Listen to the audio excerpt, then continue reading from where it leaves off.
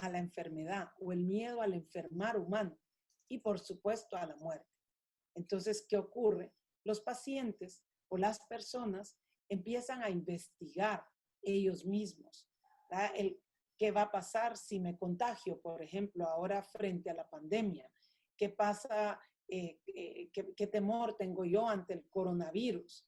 ¿Será que realmente el procesar esta información y el estar pensando todo el tiempo en esto puede realmente empeorar o hacerme susceptible a la enfermedad? Pues no hay tanta investigación al respecto sobre el tema específico del COVID, pero sí que la hay, sabiendo que este temor puede impactar el sistema neuroendocrino y neuroinmunológico del cuerpo. Entonces, entender lo que el miedo hace al enfermar humano o el miedo en el cerebro hace al enfermar humano es importante como antecedente para esta investigación. Vemos áreas que se magnifican cuando el paciente tiene rumiación, que es pensar muchas veces sobre una misma idea. Por ejemplo, voy a morir, o tengo un cáncer, o tengo algo más grave y nadie lo ha descubierto. Entonces ellos empiezan a investigar sus síntomas para que realmente cuando vayan con el médico, sepa el médico qué es lo que ellos tienen. También la magnificación de una idea. Empiezan con algo pequeño, pero luego cuando uno va leyendo, pues uno se sumerge en la literatura, sobre todo cuando no sabe necesariamente dónde buscar. O la distorsión de la realidad. Y entonces ya nos enfrentamos a un enfermar más complejo, de algo que realmente a lo mejor pues no está ocurriendo. Y entonces hablamos de que realmente la salud mental, ¿verdad? La salud física no existe sin la salud mental. Debemos de tener un equilibrio. La palabra homeostasis que uno discute o platica desde el primer año de medicina es algo con lo que vivimos y con lo que quisiéramos vivir personalmente cada uno de nosotros. Entonces, como médicos, buscamos ese equilibrio que le va a dar la funcionalidad a nuestro paciente en el día a día. Y originalmente esto estaba sumergido en este cuadro que vemos acá. El equilibrio entre el sistema nervioso, lo que pienso, lo que percibo a través de los 5 sentidos, afectando mi sistema inmunológico y mi sistema endocrino. Esto es lo que nosotros llamamos el sistema de equilibrio clásico. Pero entonces, ¿qué ocurre? Si nosotros realmente pues vamos a nuestra consulta, creemos en nuestro médico, hay empatía con nuestro médico, nosotros vamos a tener lo que llamamos el sistema homeostático actual, ¿verdad? Que aparte del sistema de otros sistemas, como el sistema gastrointestinal, también vamos a tener lo que se llama la resiliencia y el optimismo. Vamos a tener que esto tiene un impacto en el sistema inmunológico y en el sistema endocrino y obviamente en el modo de pensar, que va a impactar en nuestra conducta y en todo nuestro sistema basado en el equilibrio.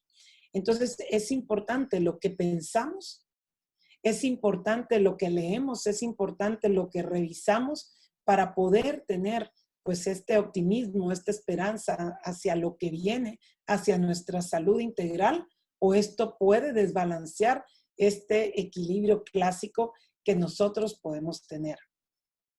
Y entonces ocurre la pandemia, algo que nadie esperaba, algo que impactó al mundo entero, no solo a la comunidad médica, sino a todos nosotros.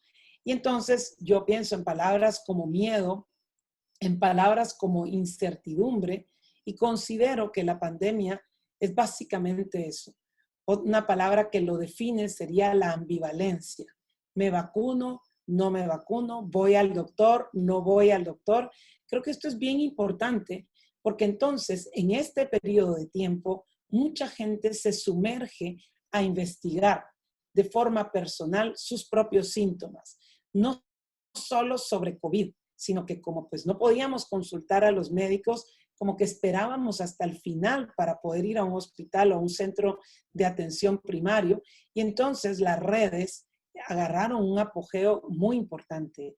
Y de ahí es que surge también la inquietud de poder investigar esto justo durante este periodo de tiempo tan importante. Entonces, vemos que el impacto de esta ambivalencia, de esta expectativa que genera la pandemia, hace que cada uno de nosotros hayamos tenido por lo menos alguna vez en estos 15 meses o 16 meses un COVID psicológico, ¿verdad? No solo por el miedo, sino porque a lo mejor investigamos cosas que no necesariamente son reales o no están fundamentadas científicamente. Y entonces surge la palabra cibercondría o cibercondriasis. Y entonces son síntomas que yo voy asociando con mi poco o mucho conocimiento sobre algunas enfermedades e incluso las puedo asociar. Y entonces buscar algo que realmente impacte negativamente, como dijimos en el cuadro clásico del equilibrio, y entonces me empieza a enfermar, rumiando y pensando sobre lo que yo pueda tener o pueda no tener. Evidentemente el pensamiento negativo siempre pues, puede estar adelante.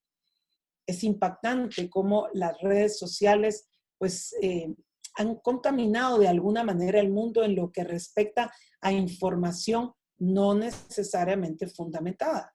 Entonces, que las vacunas no sirven, que pueden generar esterilización, que sí sirven y que son lo mejor que hay una mejor que otra, y todo esto a través de redes que nosotros tenemos todos los días en nuestro celular o en una pantalla. Y estos son datos interesantes porque, como decimos, son datos a nivel mundial. Y miren que esto es durante el 2018. Hubiera querido tener tal vez una slide más actualizada en el 2021 y pudiéramos ver que entonces viene esto y surge el famoso shopping de doctor. Y en este caso, como no puedo ir al doctor, pues pienso que es importante el shopping de la información en el Internet. Saber cómo buscar información basada en evidencia científica es todo un curso, ¿verdad? Que se recibe dentro de la Facultad de Medicina. Entonces, no es solo buscar por buscar, y esto puede preocupar y, como dijimos, magnificar o distorsionar una realidad. Y entonces, pues, o nuestro cerebro queda en blanco, o realmente, al contrario, entramos en un hoyo negro que podría ser desde un trastorno facticio a un trastorno, pues, podría ser de simulación.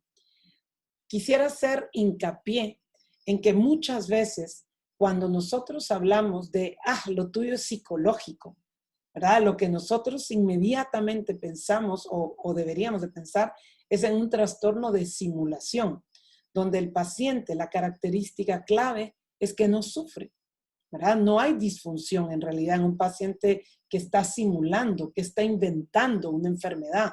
Pero mucha gente cree que hablar de un trastorno psicológico es, ¿verdad? No es real. Y como decimos en algunos casos, ¿verdad? Dolor precordial, ¿verdad? El doctor Sergio Leal siempre dice de un caso, ¿verdad? De una joven de, no voy a inventar el caso, 15 años que llegó por dolor precordial y fue con múltiples médicos hasta que al fin ninguno le dijo qué tenía. Y regresa nuevamente con su médico y le dice, doctor, es que yo sigo teniendo el dolor en el pecho, ¿verdad? Y los médicos pensaban que ella se estaba inventando este dolor. Y en realidad no era así. Como él le dice, bueno, ¿y quién me lo va a curar? No la estaba haciendo un individuo funcional.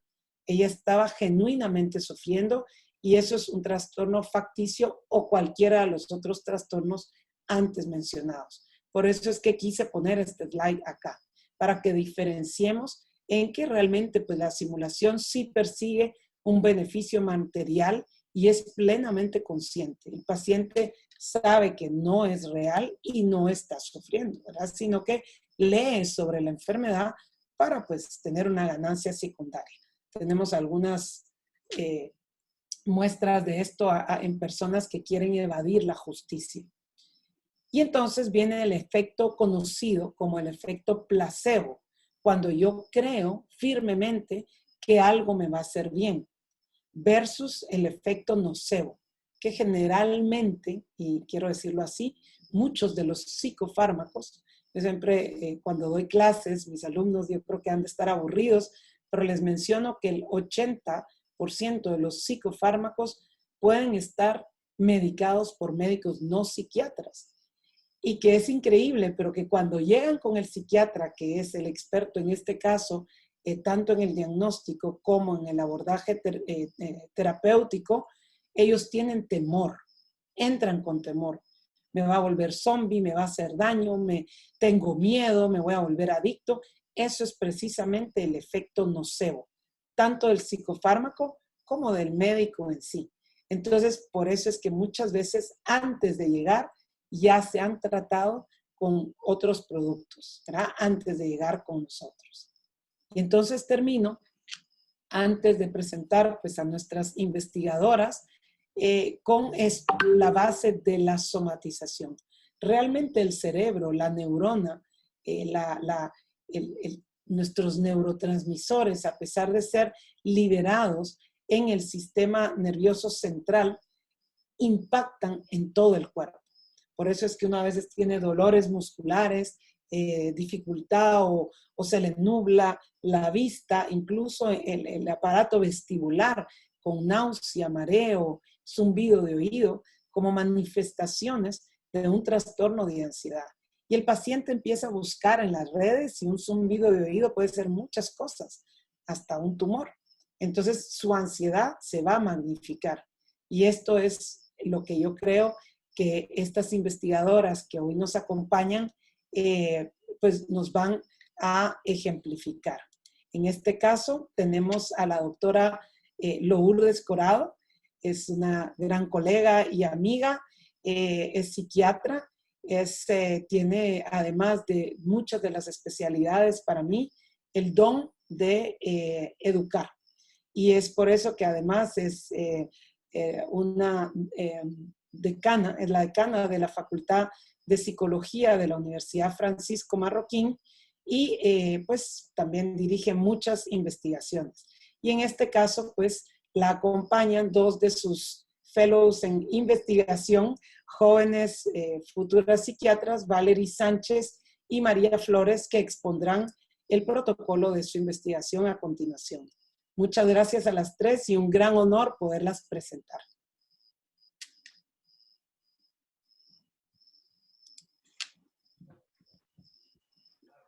Muchas gracias, doctora, por la introducción y por esa gran explicación que nos brindó.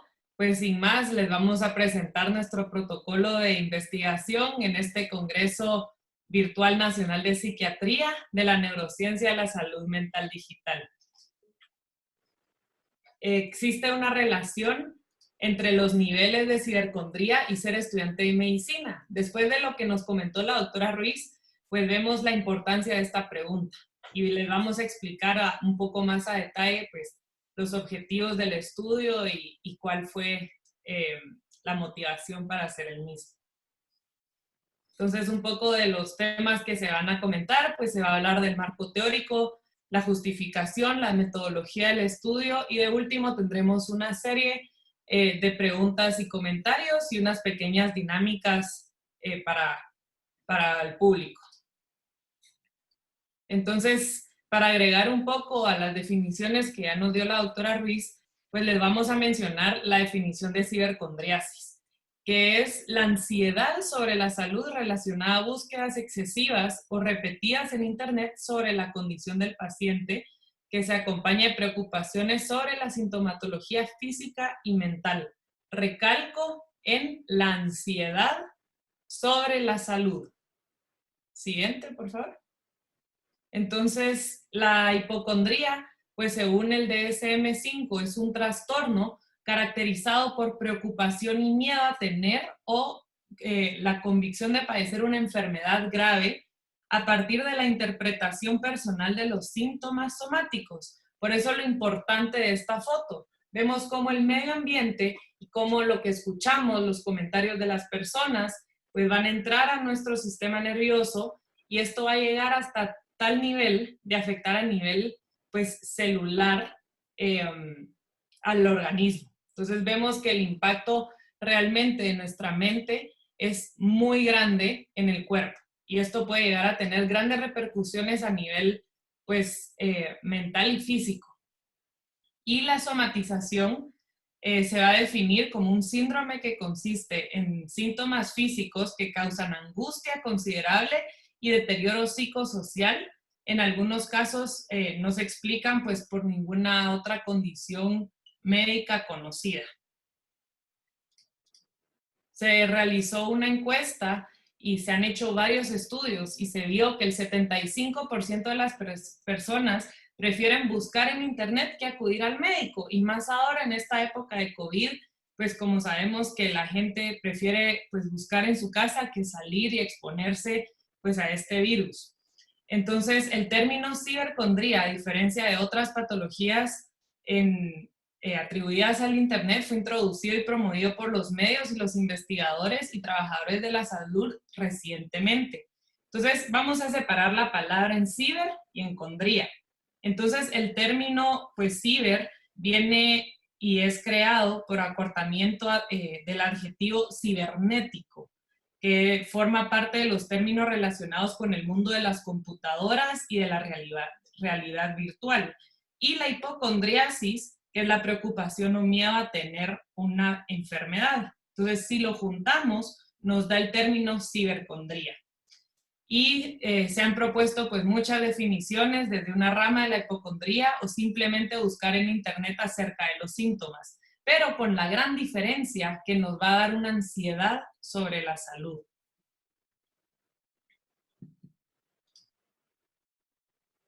Siguiente.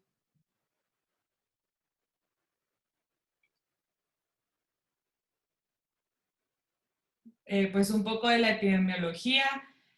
Más o menos 4 de cada 5 personas buscan información relacionadas con tema de la salud.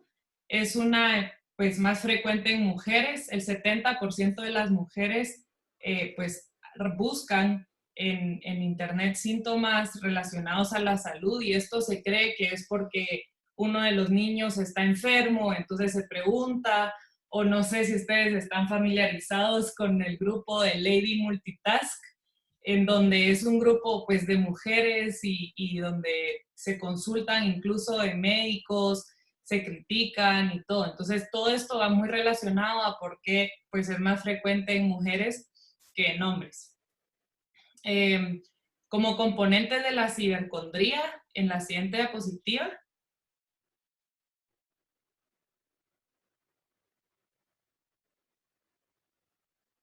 podemos ver que, bueno, tiene 5 componentes básicos, digamos, que va a ser la compulsión, que es llevar a cabo la búsqueda de la salud que interfieran con la funcionalidad del individuo, el distrés, que va a denotar el estado emocional negativo psicológico, tales como la dificultad de relajación o hasta quitar el sueño, la búsqueda excesiva, la búsqueda de seguridad, digamos que no es suficiente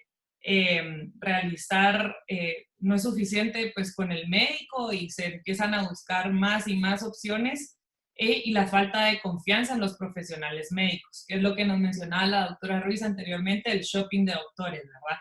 Entonces todo esto viene a tener un gran componente pues en la psiquis de la persona. Entonces, pues la cibercondriasis va a tener un aspecto amplio de síntomas y signos, por lo que se considera sindrómico, pero a pesar de eso todavía no está como una patología en el DSM-5. Y también pues podría existir una cibercondriasis por proxy, que sería pues buscar síntomas asociados no a mí, sino a una persona relacionada conmigo, y yo generarle un estrés a esa otra persona, como diciendo, mira, ya busqué lo que tenés, puede ser esto, puede ser lo otro. Entonces no siempre es por salud pues del propio paciente. Entonces esta diapositiva es de suma importancia, que es el rol que juegan los profesionales de la salud cuando tenemos un paciente con esta condición. Entonces, una de las cosas más importantes es la información. La información clara, concisa, puede ayudar a disminuir los síntomas del paciente y evitar que nuestro paciente salga del consultorio a buscar información o a reconfirmar información.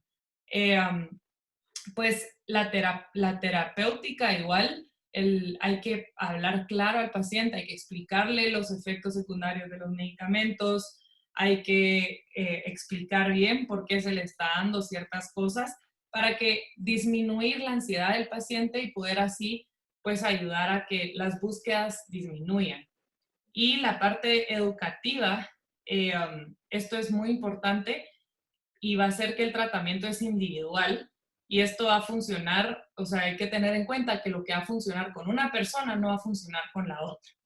Entonces hay que ser bien claros con los pacientes, tener una información y un abordaje pues educativo, un plan educacional como le llamamos, amplio y conciso.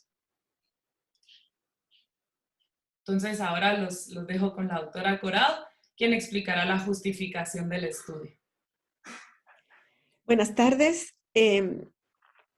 Como ven, es un tema interesante, de impacto relevante para quienes nos ocupamos en la formación de estudiantes de medicina, de jóvenes que van a ser expertos en la salud y que desde el año 1908 está descrito cómo profesores de escuelas de medicina reportaban la búsqueda de información de sus alumnos, no para aclarar conceptos académicos o teóricos de lo que motivaba su formación académica, sino de la preocupación de estar sufriendo de alguna de esas condiciones que estudiaban. Con la divulgación de información tan amplia que hay en Internet, es indudable que estudiantes de medicina, así como público en general, van a tener un acceso muy rápido a una gran cantidad de información para la cual no necesariamente están preparados para afrontarla con un criterio que les permita discernir qué información es útil, qué información no es útil y poder llegar a conclusiones que les sean beneficiosas. Es todo lo contrario. Inundarse de información alienta una respuesta de sobrecarga emocional, de ansiedad y de temor que tenemos que atender prontamente para que nuestros estudiantes de medicina tengan una menos carga de estrés a la que ya normalmente caracteriza el ambiente hospitalario donde se desenvuelven o la presión académica de los primeros años de la carrera. Dicho de otra manera, bastante tienen con la presión académica para que además estén agobiados por el temor a una posible enfermedad. Este estudio está diseñado para identificar esa relación. Es importante medirla, visibilizarla, porque es entonces cuando se van a poder establecer estrategias de afrontamiento para aliviar esa experiencia tan agotadora que puedan estar sufriendo los estudiantes de medicina. Este protocolo que les presentamos es replicable en diferentes escuelas de medicina. Originalmente lo hemos diseñado de acuerdo a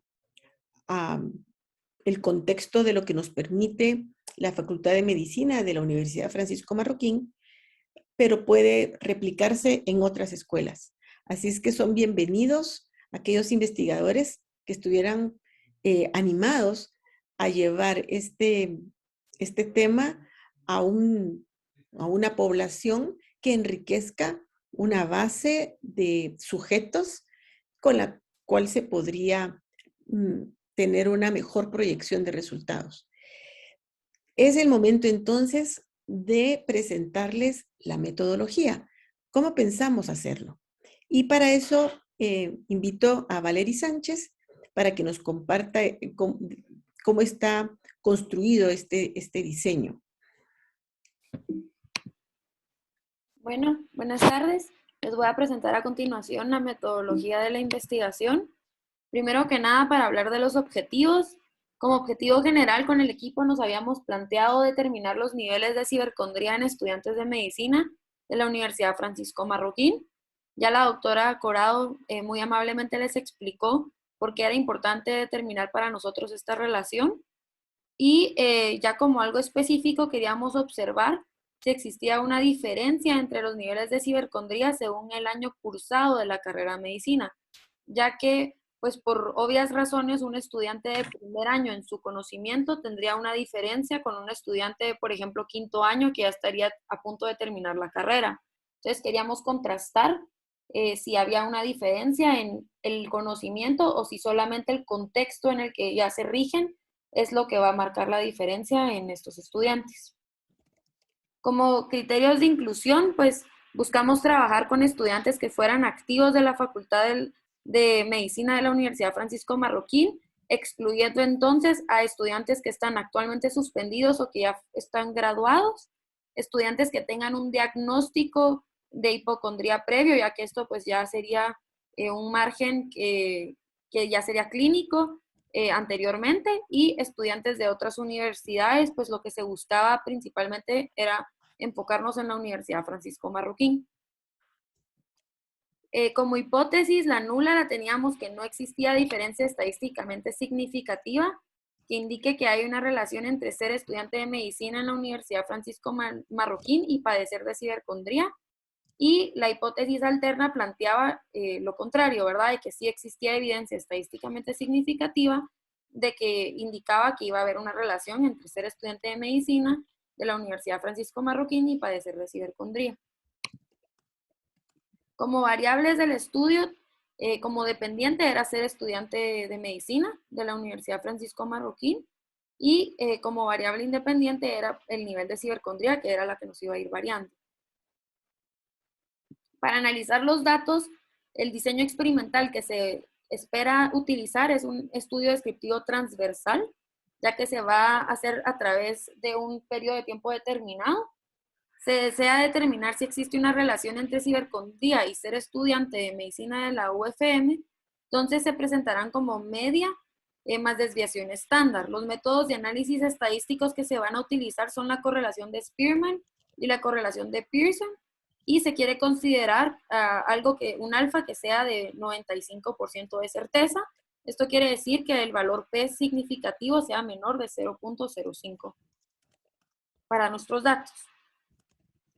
Ahora, para hablarles ya de la herramienta, que creo que sería el personaje de oro de esta presentación, fue diseñada por McElroy y Shevlin en el año 2014 y es una escala de gravedad de cibercondría que por sus siglas en inglés se denomina CSS, cuenta con 33 ítems y esto va a evaluar lo que es la multidimensión de la cibercondría, ya que este término engloba comportamientos como compulsión, que es la búsqueda excesiva e inagotable de temas de la salud, angustia, ya que estas personas, las que lo padecen y tienden a buscar por lo general estas búsquedas, no es que le van a dar confort a la persona, sino que van a despertar en ellos angustia, desmesura, ya que como expliqué anteriormente es desmedida la búsqueda. Por lo general estas personas no es que van a buscar una vez en un año, sino que se la pasan constantemente buscando a cualquier signo o síntoma que puedan tener. Tranquilidad, ya que obviamente la meta de ellos es buscar la tranquilidad, aunque para siendo contraproducente. Y desconfianza al personal médico, ya que como podemos ver, este tipo de comportamientos va a fracturar la relación de confianza que existe con el médico, ya que el acceso a la información pues muchas veces puede ser contradictoria con lo que el mismo médico está recomendando y que la persona empiece a dudar si su médico es el que está mejor preparado o es el que tiene la mejor información que le pueda brindar. Entonces, ahorita a continuación vamos a pasar a hablar acerca de las dudas o las preguntas que ustedes puedan tener. Son bienvenidas y les agradeceríamos mucho su retroalimentación positiva y cualquier cosa que nos puedan brindar para que sea este estudio lo más exitoso posible. Muchísimas gracias.